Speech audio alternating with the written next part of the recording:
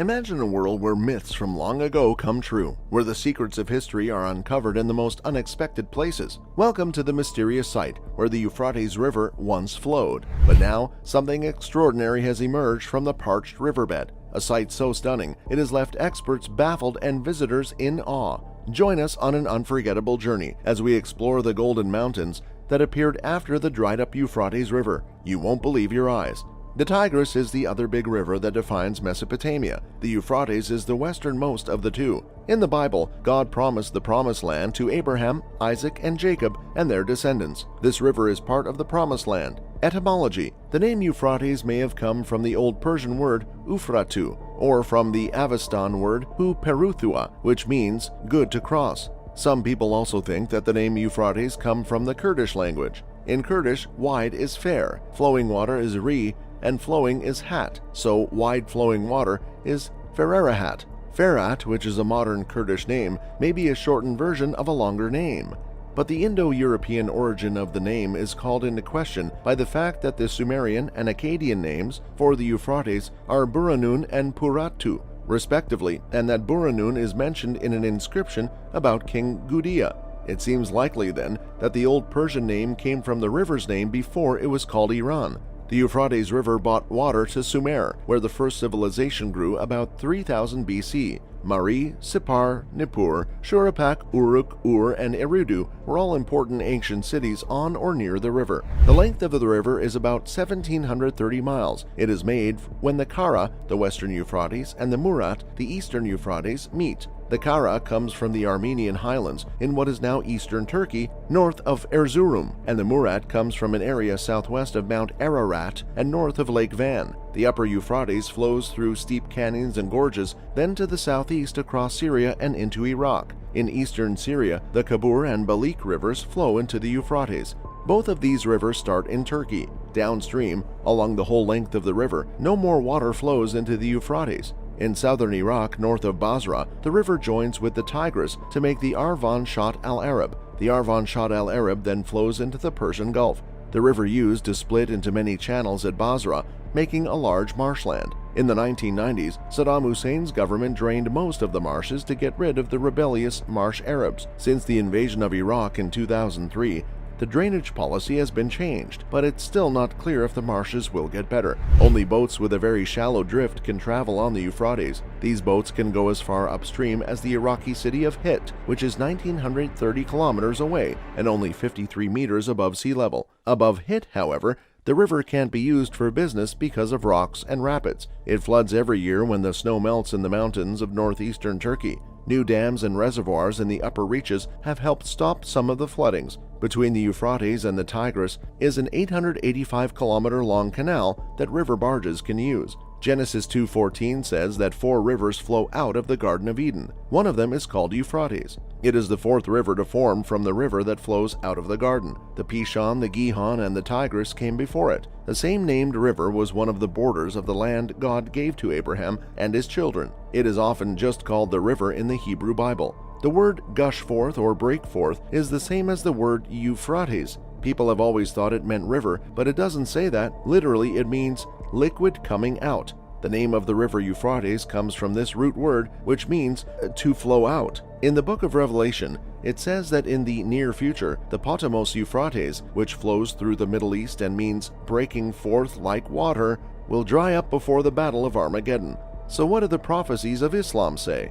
Some of the sayings of the Prophet Muhammad, which are called hadiths in Islam, say that the Euphrates will dry up, revealing undiscovered treasures that will lead to fighting and strife. Soon the river Euphrates will reveal the mountain of gold treasure. At that time, anyone who is there should not take anything from it. Sahih Bukhari. In Quran 18:15, the hour will not come until the river Euphrates dries up and shows the mountain of gold, for which people will fight, said the Prophet Muhammad. In the fighting, 99 out of 100 people will die, and each man will think, I might be the only one left alive. Sahih Bukhari and Sahih Muslim. The Euphrates shows the treasure it holds, said the Prophet Muhammad. Al-Mutaki al-Hindi, Al-Burnan fi Alamat al-Mahdi Akhir al-Zaman, page 28, Sunan Abi Dawood. The Euphrates River's waters are beginning to recede. Hydroelectric plants in upstream Turkey and Iran have begun suffocating the rivers that have for millennia functioned as the lungs of the heartland of Mesopotamia. The thousands of Iraqis who make their homes along the banks of these historic rivers are in danger of having their way of life upended by the combination of seasonal droughts and ineffective management practices. This region is particularly sensitive to the effects of climate change. According to research, precipitation in Iraq will decline by 15 to 20% this century, which would result in a reduction of up to 73% in the volume of water found in the Tigris and Euphrates rivers. Because of the decline in water levels, salty tides from the Persian Gulf are making their way into river deltas, where they are contaminating fields of barley and wheat and killing cattle. The farmers are seeing their means of subsistence disappear. They are forced to either give up their land, sell their malnourished cattle at marked-down rates, and migrate to the city, or they can wait for a reaction from the government, which has so far shown to be unimpressive. The challenges on the periphery are consistently ignored as a result of the acrimonious political conflicts taking place in Baghdad. The Hadith may have been wrong about there being a mountain of riches buried beneath the Euphrates, but the struggle that it foretold is taking on a new significance as drought floods the cities with refugees. It is difficult to obtain accurate data regarding the displacement because many newcomers to cities choose to remain anonymous. Yet, reports from the ground find that new social tensions are rising up between city locals and rural transplants. Plastic shanty towns have appeared on the outskirts of the city of Basra in the south of Iraq, as refugees who are looking to find work in the city cluster around the city's perimeter. It may take some time for newcomers to become acclimated to this reality, which is that their jobs are typically transient, consisting of either driving a truck or working in the construction industry, and are sometimes insufficient to meet their requirements. The locals of Basra feel that the newcomers are a burden on public resources and that they bring with them criminal activity and customs that are incompatible with their own. Worst yet, municipal officials point to the increased influx of migrants to explain their political failings, refusing to fully integrate them and thereby increasing the tensions that are already present. The newcomers in southern Iraqi cities are the ones who are held responsible if there are power outages or fuel shortages. There are no indications that the refugee situation will abate anytime soon. It is estimated that 85 miles of the riverbank are now practically barren due to the gradual ascent in salinity that is occurring further north from the Gulf of Mexico. And despite the fact that the problem in southern Iraq is very severe at the moment, climate experts are warning that the crisis is only a signal of what is to come in the future. Aid organizations estimate that within the next 12 months, 12 million people in Iraq and Syria will no longer have access to food, water, or energy. An even more severe refugee catastrophe is brewing in Egypt, which has a population that is approximately 2.5 times as large as that of Iraq. On a significant tributary that flows into the Nile, the neighboring countries of Ethiopia and Sudan are finishing up the construction of a huge hydroelectric project. And if the findings of an Egyptian scientific survey are to be believed, the project could lead to the destruction of 75% of Egypt's fish farms, which would result in the relocation of approximately 30 million people, making it the largest refugee crisis in the history of the world. But even if the project were to be cancelled, Egypt would still face the same challenges as the majority of the other countries in the region, which are a growing population and a drying up of the environment. The devastation will undoubtedly be slowed down by mediating water-sharing procedures, but essentially, a durable solution requires much more than merely collaboration among Middle Eastern neighbors. While wars and elections dominate the news cycle, our global economy is becoming more reliant on fossil fuels like oil and natural gas, and the window of opportunity to turn things around is rapidly closing. Even while it may begin as a drought, there can be no doubt that one of the knock-on effects of climate change will be widespread distribution to social and cultural norms.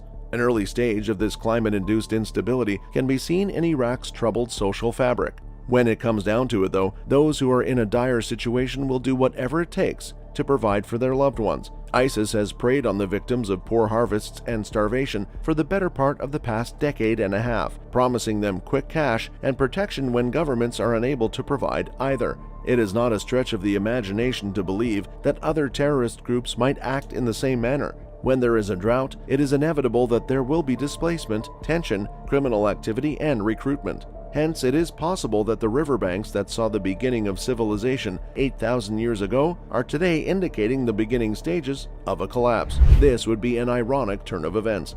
At last, what do the controversial issues say? As with the Tigris, there is a lot of disagreement about who has the right to use the river and how it should be used. The Southeastern Anatolia project in Turkey involves building 22 dams and 19 power plants by 2005. It is the biggest development project Turkey has ever done. The first of the dams was finished in 1990. Southeast Turkey is still struggling economically, which makes the Kurdish minority there even more unhappy. In Syria, the Tabaka Dam, which was finished in 1973 and is sometimes called the Euphrates Dam, makes Lake Assad, which is used to water cotton crops. Syria has also dammed 2 of its tributaries and is building a 3rd dam. Iraq has 7 dams, but water control was not a top priority under Saddam Hussein. Since the fall of Baath, Iraq in 2003, however, water use has once again become a top priority. Thank you for watching. We hope you were as amazed and moved by this amazing find as we were. Don't forget to like, comment, and subscribe if you want to see more cool things and exciting adventures. And as always, keep looking around and finding out more about the world.